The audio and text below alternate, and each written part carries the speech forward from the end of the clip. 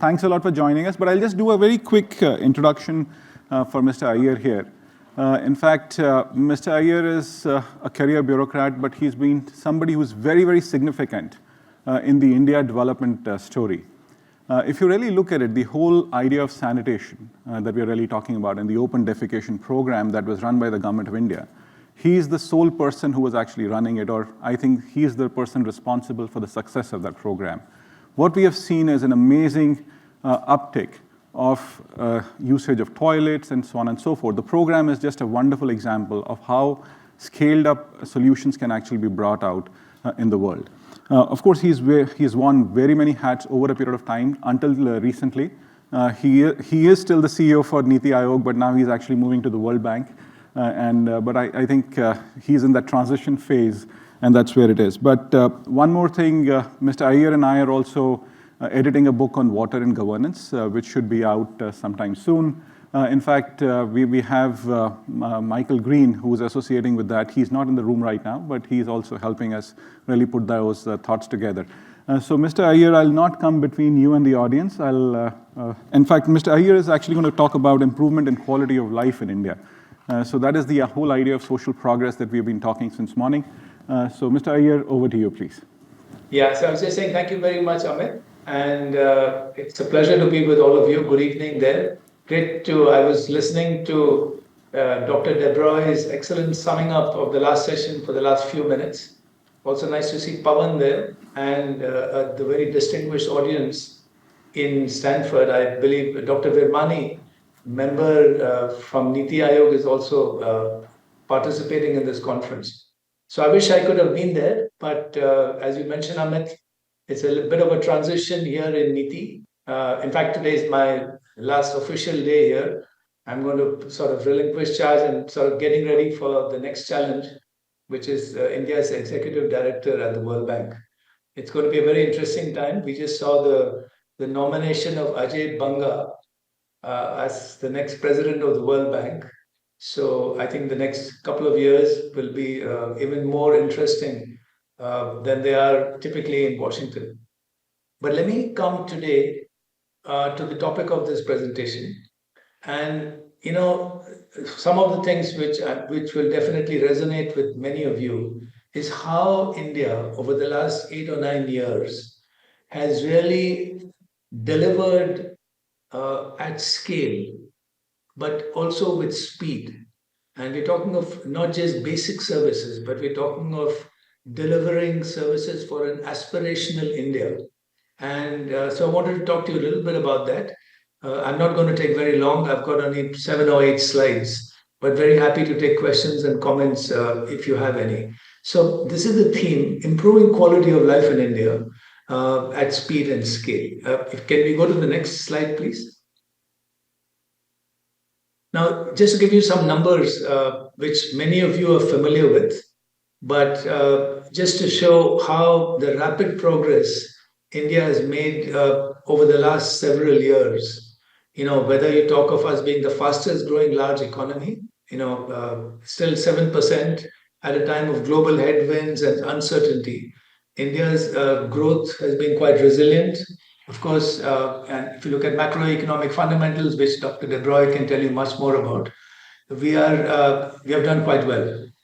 And then if you look at, you know, these other numbers in terms of smartphone data consumer, we have got 800 million internet users. So it's number one in terms of global fintech. If you want to talk of retail development index, internet users, and of course, Amit and the Institute for Competitiveness have helped the government and Niti and the economic advisory to the Prime Minister a lot on in terms of the ranking, but also of state governments. And you heard Dr. DeBroy talking about it. So with the startup ecosystem, I'll come to that in a bit. Energy consumer, we are number 3. And if you look at our economy by PPP, purchasing power parity, we're number 3.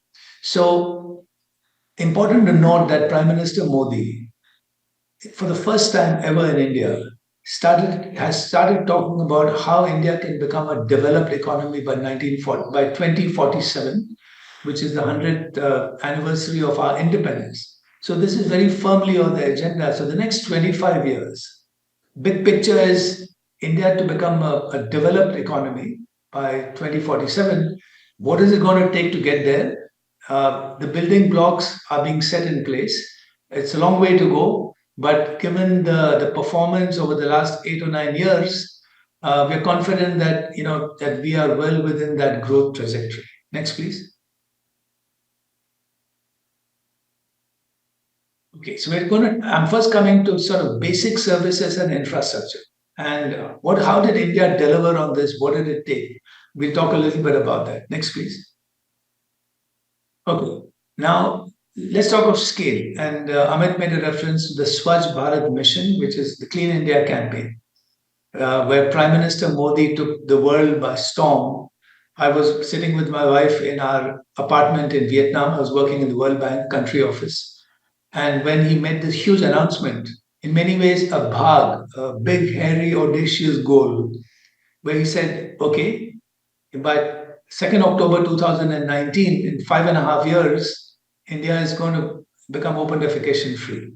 And considering that, toilet coverage was minimal, was what, 39% at the time. It was a big announcement, a risky announcement to make. And that was the Swachh Bharat mission, which turned out to be the largest behavior change campaign in the world. And that's important because the focus was on changing behavior. It's very, very difficult, as we all know. How do you change the mindset? People traditionally defecating in the open, being comfortable with that, but also leading to huge problems in terms of health, dignity, and security of women and girls who had to go out in the dark. So it was a big challenge. And when he made that announcement, basically the government led by the Prime Minister, who incidentally happened to be our communicator in chief, all the way from mass media down to having boots on the ground, in terms of behavior change agents who were trained. So the country went to an open defecation free status in 5 years. And of course, 110 million household toilets, large scale individual household toilets. That was a big number. So infrastructure was important, but even more important was changing behavior so that people actually used the toilets which were constructed and understood the importance of that. Then you take the Ujjwala program. I'm just giving you these big numbers to show you the scale of these things. So, 370 million LED bulbs distributed. Again, huge energy saving, but also transforming lives and quality of life. And I'm not going to read out all those numbers. If you look at the financial inclusion program, the Jan Dhan Yojana, which essentially India was, at that point in 2014, relatively unbanked.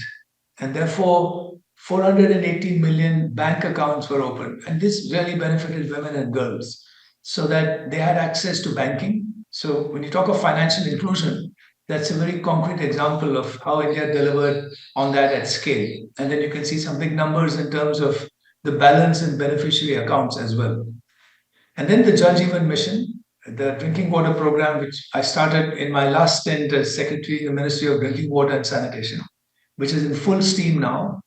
And look at the numbers. The target was to provide 190 million functioning household tap connections, which again, look at the improvement in quality of life. If both villages mainly, but also in urban areas. In rural areas, guess who is going to fetch water from anywhere from a half a kilometer to a kilometer away? It's the women and girls, right? So look at the improvement in quality of life. If you have a tap of something that all of us take for granted in your house. So the Jal Jeevan mission, which is already at almost 60% coverage, that task will be completed sometime next year. And another major transformational program at scale, which is underway in India. And that's another example of scale. Next, please. Okay. Awas is housing, as many of you would know. So already affordable houses to 30 million householders. You can compare it with the population of Australia.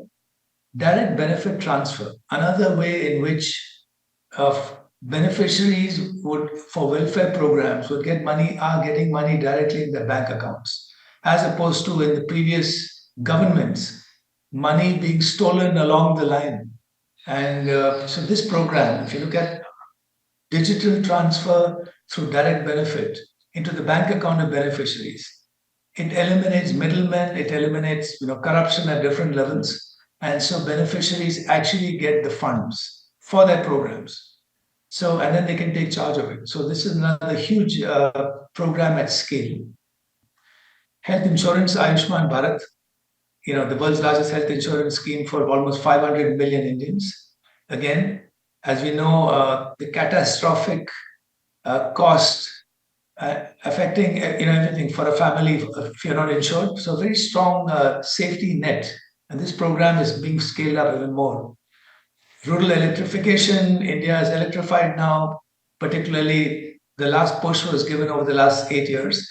So these are all examples of scale and more or less basic services, infrastructure. I'm not going to get into the number of kilometers of roads. A big push to implementation at scale and provision of basic services to our people.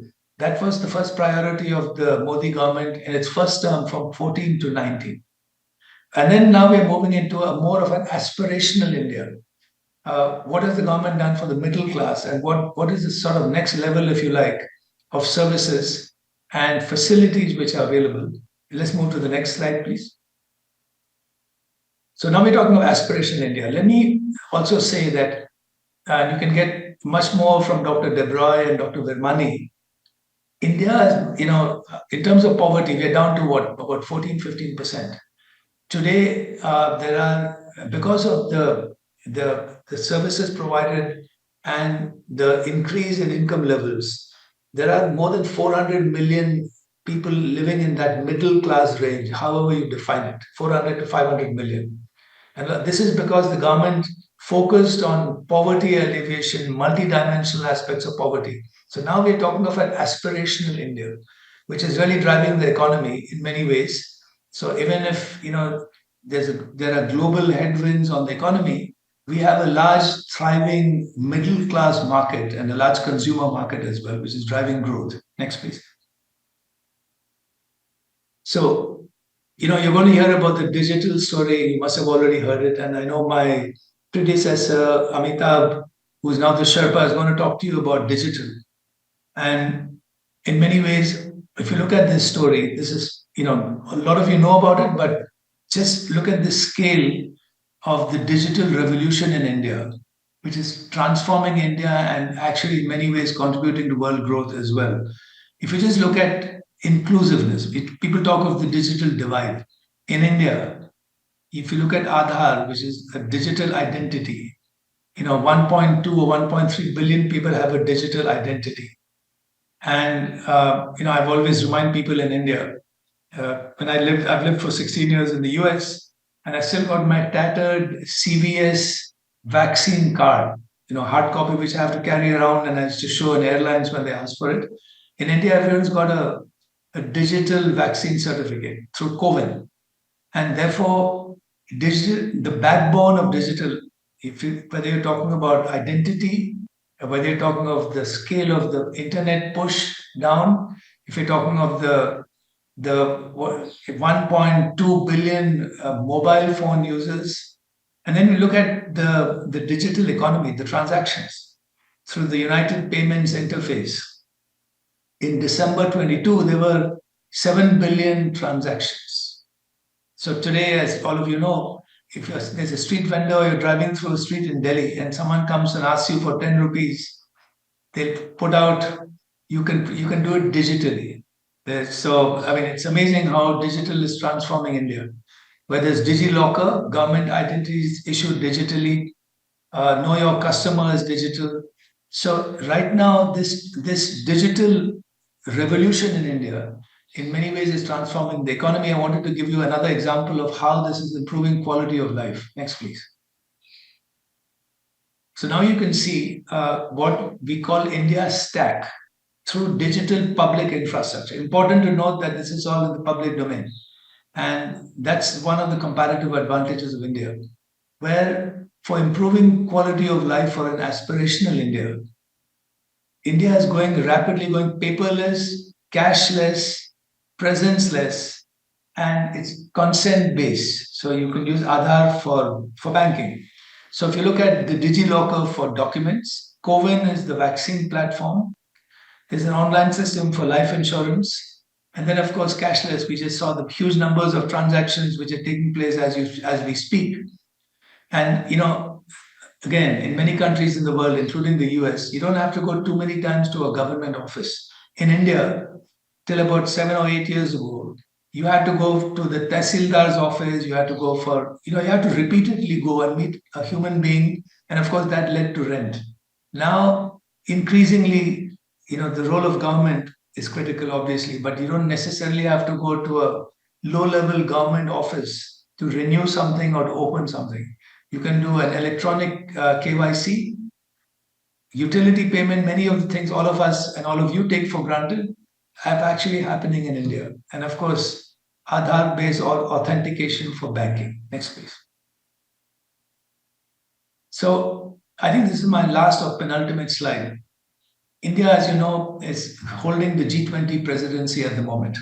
And in the G20 presidency, as Amitabh the Sherpa is going to tell you perhaps later today or tomorrow, it's the theme is one family, one earth, one world.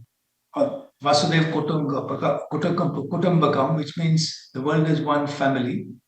And I think the India story is going to resonate around the world. So whether it's South-South or South-North, I just wanted to leave these numbers with you. The digital economy and data for governance are going to be key themes of the G20. In addition to reform of the multilateral institutions, climate, obviously, the energy transition, women empowerment, but digital is going to be key. And remember that still in the world today, there are 4 billion people who don't have a digital identity. There are 2 billion people who are unbanked, and more than 100 countries deal in cash. And this is really where India's experience it all. It's already been getting translated to the world. But I think it's important to recognize that it's a big opportunity for India, but also for countries from the South. And India would like to be the voice of those countries in the G20 negotiations as well. So it's not just in India. I think this is an experience which can be translated around the world. And I think the government and the country, and its whole of government and the whole of country, this experience, while we continue to move along our own development path, it's important to recognize that this experience, these lessons can be shared with the world. I believe that's my last slide, but let me see if there are any more. Is there another slide? Okay. This is a little bit of what Niti Aayog has been focusing a lot on. Just to give you another story on aspirational India. Startups, no one was really talking about startups. And in the Silicon Valley, where you all are, I guess this is even more interesting. A lot of you are involved, a lot of people from this part of the world, and a lot of the Indians in that part of the world have been closely involved with this story. But how the startup ecosystem, and in NITI, we have the Atal Innovation Mission, which sort of helps to promote this revolution, which started about 8 or 9 years ago. So today, actually, that 80K is actually close to 100,000 startups. You can see the numbers. It's an exploding ecosystem where there's unicorns, more than 100, or startups. This has exploded in the last 6 or 7 years. And again, it's driving growth. Now it's gone into the ag sector. This year's budget set up an accelerator to promote agribusiness startups. And so it's cutting across sectors. It's not just in sort of tech, etc. The India Stack story is helping and drive the startup revolution as well. Next, please.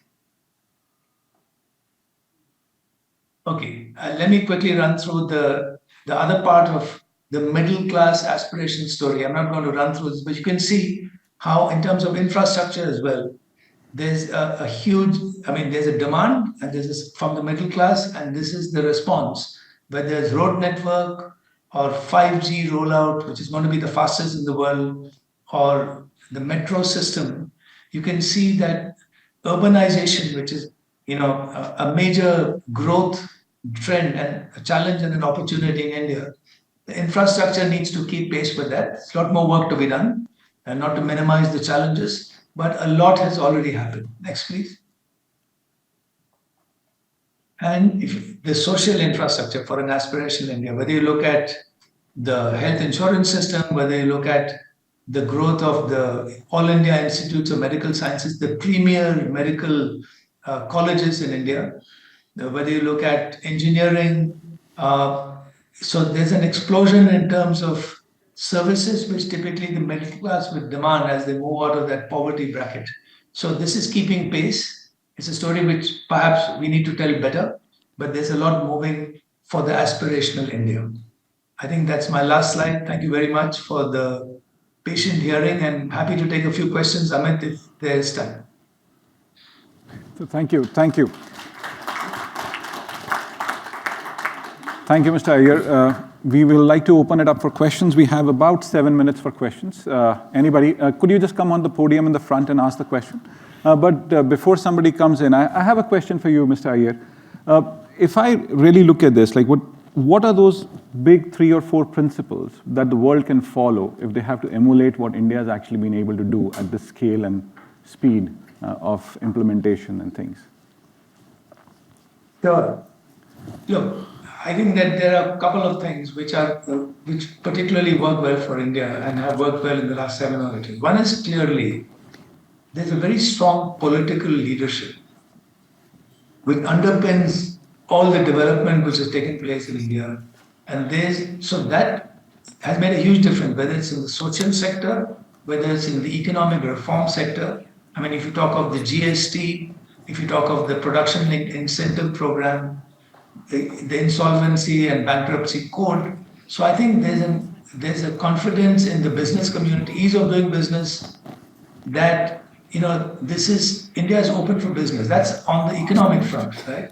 And you have compliance is reduced. So there's a big thrust in sort of making life easier for business. And then the equally important political push to improving the quality of life. So that's number one, the political leadership.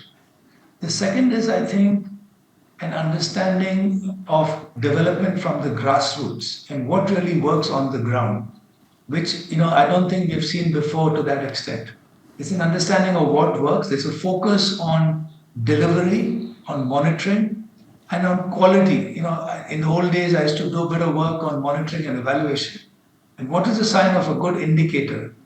We call it, and Amit, you know that better than anyone else, QQT, quantity, quality, time.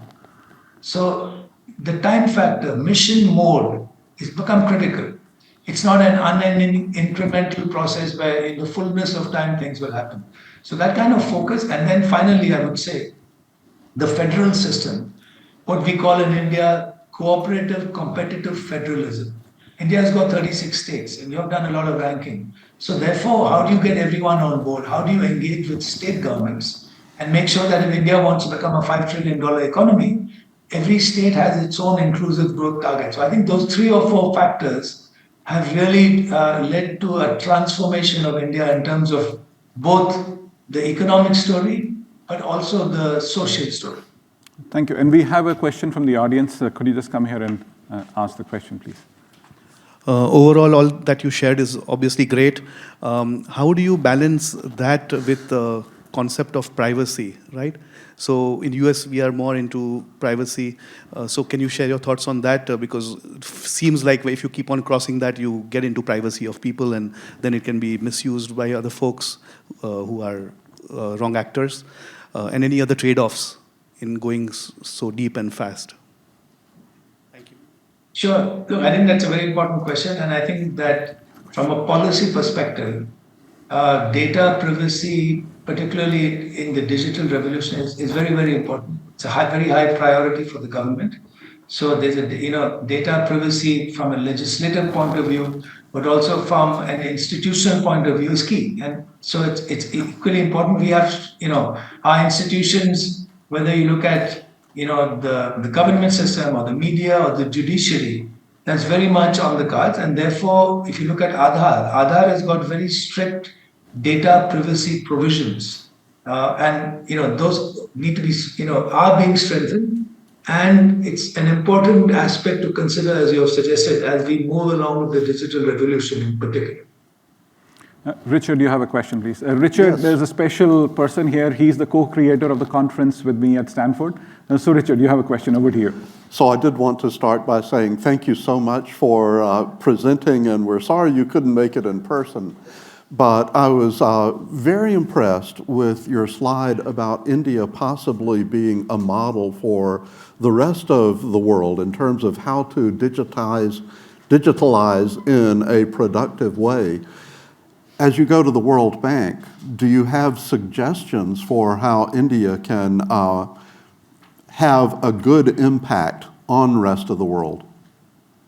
Well, it's a great question, Richard, and I think that's going to be one of the high priorities for the bank. It has been for a while, but I think the ability for the bank to act as a facilitator and a convener for South-South cooperation and knowledge sharing, I think that will only increase as we go forward. There are so many lessons which India can share with other southern countries, in particular in Africa, which I think that's going to be a very important agenda going forward. Just one quick example of how that the demand is also pulling that. In my previous job, we had organized an international conference on sanitation and to share the lessons of the Swachh Bharat mission. And we had invited 55 health and sanitation ministers from around the world. And when we introduced them to what was happening in India, they were really keen to pick up those lessons and mainstream them in their own countries. So there was a big request. It was interesting that the health ministers understood the importance of sanitation as a public good, whether it was its impact on health or the environment or the economy. But they said, can we get Prime Minister Modi to talk to our heads of government and heads of state to tell them how he did it, and also to emphasize the importance of public finance for public goods. So how do you convince the finance minister of Nigeria? The Nigerian Minister for Sanitation, Suleiman Adamu, was wanting to champion sanitation, but he couldn't convince his government to invest in sanitation, which I don't know if Richard Damania is there. He's a good friend from the bank who's done a lot of work to show that there's a 5:1 return on investment if you invest in sanitation. And therefore, there was a big requirement for a sort of political engagement where Prime Minister Modi could talk to heads of governments and tell them how he did it and why he invested in a public good like sanitation. So huge scope, and I think the World Bank is already playing an important role and perhaps can step it up in terms of putting out some of these stories from India and lessons for the southern world. Thank you, Paramji. As all things need to close, we have to move to a next session with the minister. But Paramji, something very, very powerful, as you say, and what I read recently in your article, it's about that 4S framework. It is Sampanta, which is prosperity, Surakshit Bhavishya, secured future, Shresht Jeevan, great quality of life, and Saralta, ease of doing things. So I think this encapsulates as to what the policy for the government of India has been, and that's actually been the pillar of governance and implementation over the last few years. Thanks a lot for joining in here. Special thanks from my side and Richard's side and Stanford's side for really being part of this debate and the India dialogue. Thank you. Have a Bye-bye.